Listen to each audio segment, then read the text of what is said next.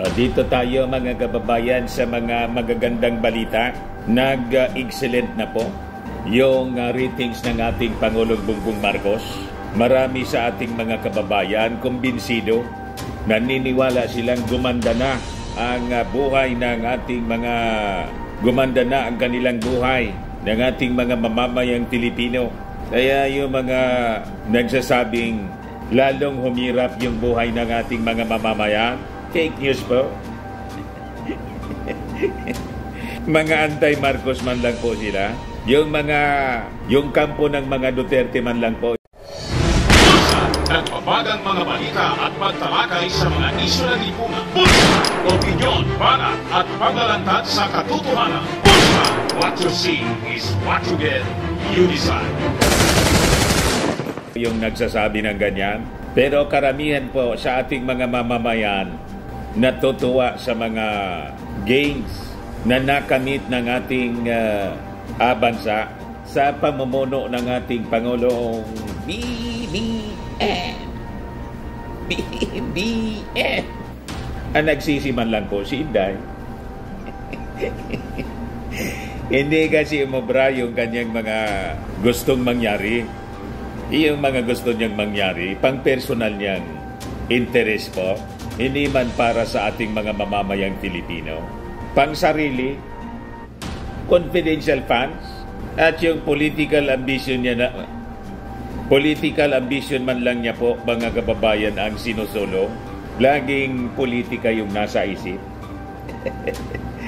Pero yung ating Pangulong Bongbong, mga kababayan, lagi serbisyo sa ating mga mamamayang Pilipino. Kaya hindi po maniwala sa kanila yung ating mga mamamayan. Ito po, ipakita ko sa inyo ang latest result ng survey po ng Social Weather Station. Ayan po, report siya ng DCRH. Ngayon lang po, 1 hour ago. O sabi dyan mga kababayan, batay sa SWS survey, nakapagrehistro ng highest net gainer score na excellent o positive 26 ang Balance Luzon. Sunod ang Metro Manila na may very high rating na positive 16. Pangatlo ang Mindanao na may high ratings na positive 7 and Visayas sa high rating na plus 1 or positive 1. Samantala, naitala rin ng SWS na ang mga pamilyang hindi nakakaranas ng kagutuman ay very high. O kita ninyo, sa score na positive 18, habang ang mga pamilyang dumanas ng moderate hunger ay may score lang na positive 12. Gumanda na po ang buhay ng ating mga mamamayang Pilipino. Ang nagsasabi lang po na hindi maganda ang nangyayari ngayon, yung mga taga-nausog man lang, mga mapanirang puri, sila man lang po maiingay sa social media, pero yung ating mga kababayan po satisfied. Tinanong po sa survey, yan o, sabi dyan, ang mga pamilya namang natukoy na not poor ay may excellent score na positive 26, habang ang mga pamilyang nagsabing poor, sila ay may high score na plus 9 lang po. Positive 9, sabi ng DCRH News. Yan po, 39% ng mga Filipino naniniwalang gumanda na ang kalidad ng kanilang buhay ngayong taon. Tapos sige, hanap nila mga kababayan ng 20 pesos na bugas. Bakit daw wala pang 20 pesos na bugas? Hindi naman po kailangan ng 20 pesos na bugas kasi namimigay na po ng libreng bigas sa mga mahirap. At may available na po sa kadiwa na 29 pesos. Project po yon, mga kababayan ng DA at saka ng National Irrigation Administration. Ang tawag, BBM Rice. Ano niyang BBM Rice? Bagong bayaning magsasaka. Pwede ba? Ngayon po, grand launching ng bagong bayaning magsasaka rice. Pagsusulong ng murang bigas sa Region 11. Nauna pa sa Davao po. September 13, 2024. Sabi diyan, sa pagtutulungan ng mga irrigators, associations at NIA, naging matagumpay na inilunsad ang kadiwa ng Pangulo sa... Yung full story ng balitang yan, click subscribe muna dito sa ating YouTube channel and hit the notification bell para lagi po kayong updated sa mga kaganapan dito sa ating bansa. Like and share na rin po ninyo ang ating video. At huwag na rin po ninyo na skip yung ating mga commercial ads para tuloy-tuloy lang ang pag-unlad ng Bagong Pilipinas. Sa mga nagana po ng malinis and spacious fitness gym, pumunta lang po kayo sa aming Colossal Fitness Gym. We also offer Grab Car Rental with our brand new 2023 model ng Toyota Innova. We also accept booking for those who are planning to travel via PAL, Cebu Pacific, and other airline companies, local and international, and bills payment for Meralco Bills, Aleco Bills, PLDT, etc. Ang Colossal Fitness Gym is located at 3rd floor Security Bank Building, Lanco Business Park, Legazpi City, Albay. For inquiries, look for Gilon Maravillas, contact number 0966-802-0949. Yan po yung aming Innova. Lagi na pong matao sa amin.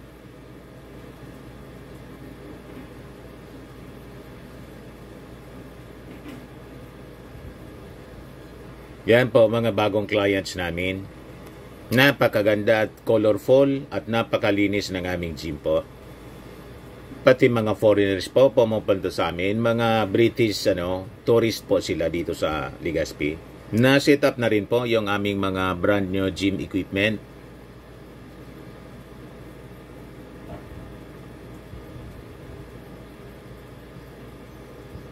May treadmill na rin po kami. Ito naman po yung bago naming product na binibenta online. Eye Glow Serum, whitening po siya. Tingnan ninyo yung epekto sa aking anak na architect before and now. Yung mga inquiries po ninyo, dumiretso na lang kayo sa kanyang Facebook account, Riz Maravillas. Ito naman po, Firmax Firming and Lifting Cream, pinapahid po sa mga pulses and affected area. Mahinam po sa paninigas ng mga kaso-kasuan. Ito naman po, Automax Radiant Serum. Sa mukha naman yung application, anti-aging po siya. You will look 10 years younger than your age. Sa mga cancer patients naman po, baka lang gusto ninyo itong itry. Nengsa Red Mix Fruit Drink. Hindi mo po siya gamot, food supplement siya. Kaya lang, gawa siya mga kababayan sa goji berry. Yung goji berry may anti-cancer properties. O ngayon, yung mga inquiries ninyo, dumiretso na lang kayo sa aming messenger sa Facebook para masagot namin agad. Ayos pa? Ayos na ayos niya, Mr. Maravilla.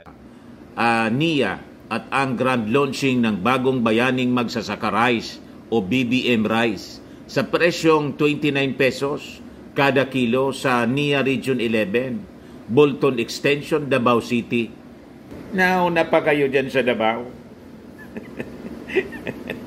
O diba? Yung Mindanao po mga kababayan, mahal na mahal ng ating Pangulong Bongbong. Kaya kung sino dyan ang i-endorse sa Davao ng ating Pangulo na tatakbong mayor po, yun po ang inyong isupport. Yan ang ating panawagan dyan sa mga taga Davao para mawala na po yung reputasyon ng Davao. Ngayon, masama yung dinig ng Davao po, naging takbuhan ng mga pugante. O di ba? Dati, bantog siya, mga kababayan, na tourist destination. Ngayon, fugitive destination. So, yan nga po ang tanong. Bakit karamihan sa mga pinaganap ng batas, mga pugante po, dyan nahuli? Yung latest po, si Christopher Lau, nahuli dyan po sa Davao. Anong mayroon dyan sa Davao? Kaya 2025, midterm election, mag-isip-isip na po kayo ng mga taga Davao. Ibalik ninyo the old glory, mga kababayan ng Davao City. Kaya yung mga nagkakanta-kanta dyan na nasaan na yung 20 pesos na bugas, may 29 pesos na po. Yan Davao City. Isinabay din ito sa launching ng Agri-Puhunan at nationwide grand launching ng bagong bayaning magsasaka o BBM Rice sa Nueva Ecija. Ang proyektong ito ay naglalayong masiguro ang masaganang supply ng bigas para sa mga pamilyang Pilipino.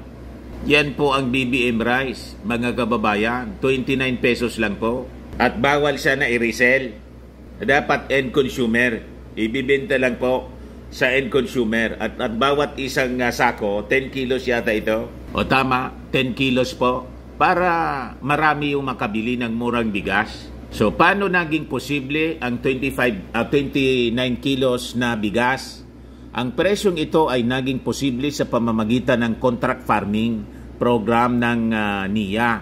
Sa ilalim ng programang ito, may kasunduan sa pagitan ng mga magsasaka o Irrigators Association at NIA, kung saan ang NIA ay magpapautang ng 50,000 pesos bawat hektarya na walang interes. Cash assistance na ito. Ang 20,000 pesos ay para sa labor at ang 30,000 pesos para naman sa farm inputs tulad ng mga seeds, fertilizers, chemicals. May assistance din sa post-harvest operation, marketing at packaging materials. O, kita ninyo, mga kababayan, Davao Oriental, Davao del Norte, Davao de Oro. Yan o. Ito yung mga sakahan po, 32 hectares, 22 hectares, Davao del Norte, Davao del Sur, 20 hectares, Davao de Oro, 97.56 hectares, Davao Oriental, 45 hectares. Inuna pa kayo dyan ng ating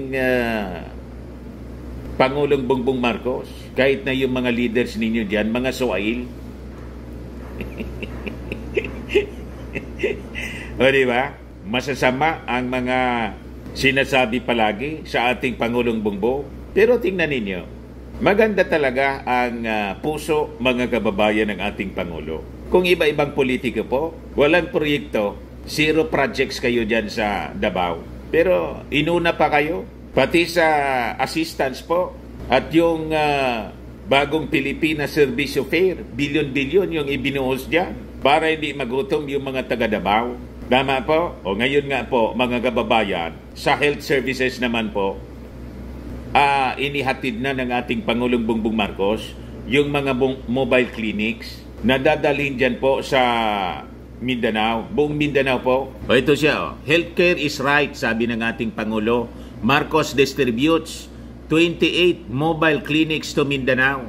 Each mobile clinic unit offers health consultation and is equipped with modern medical tools and equipment for early diagnosis such as X-ray, ultrasound, and laboratory analysis. Wala pang nakagawa niyan, mga kababayan. Yung Marcos Sr. lang po at Marcos Jr., the rest ng mga administrations, malayo po pagdating sa pagsiservisyo sa ating mga mamamayang Filipino. Kaya na-insecure masyado po yung mga Duterte.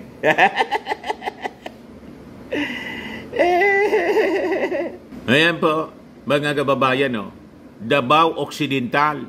Kita ninyo? Ganon, mga kababayan, Misamis Oriental.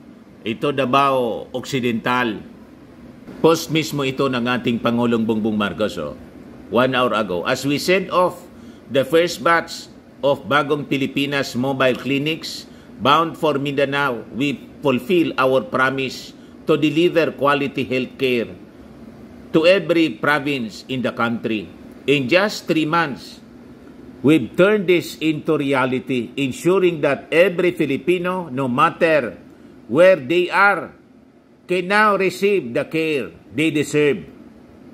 Yan po, ganun magmahal yung ating Pangulo. Inihatid pa niya, kasama si DILG Secretary Benhur Abalos. I think si Secretary Abalos po, tatakbong senador. I-support po natin. Ikakampanya ko po itong si Secretary Abalos with the First Lady. Kita ninyo po? Napakarami. 28 units po siya. So, kinarga sa barko, mga kababayan, yung mga buses, mobile clinic, bus. Ayan po. Maguindanao del Sur. Ito, Davao del Sur. Yan yung loob po ng mobile clinic. Diba? Napakaganda. So mag-iikot ito siyempre sa mga barangay. Napakaganda po. Yan ang ating Pangulo na napakasipag at hindi po siya namumulitika. Kahit yung mga lugar na hindi niya po baluarte ng kanyang mga political enemies. Yan sa ating Pangulo man, hindi man po nakikipag-away yung ating Pangulo. Siya man lang po ang inaaway. Never po nakipag-away. Narinig ninyong sumagot yung ating Pangulo? Wala po. Siya lang po, sa tama lang tayo, anya. Doon tayo sa tama. Halimbawa, nagpalabas siya ng statement tungkol kay Pacquiao. Sabi niya lang po na kailangan sumurrender si Pacquiao para harapin niya yung kanyang asunto. Yun lang. Wala kung ano-anong mga maririnig kayo na masasamang salita. Hindi yun ugali ng ating Pangulong Bongbong. So kahit siya sinisiraan ng sinisiraan, hindi po siya hindi niya pinapansin yung paninira sa kanya. Trabaho lang siya ng trabaho. Kaya naman nakita ninyo po, excellent na po yung kanyang ratings. Yan po. Batay sa survey, nakapagrehistro ng highest net gainer score na excellent. Kita ninyo. Positive 26 ang ating Pangulong Bongbong Marcos.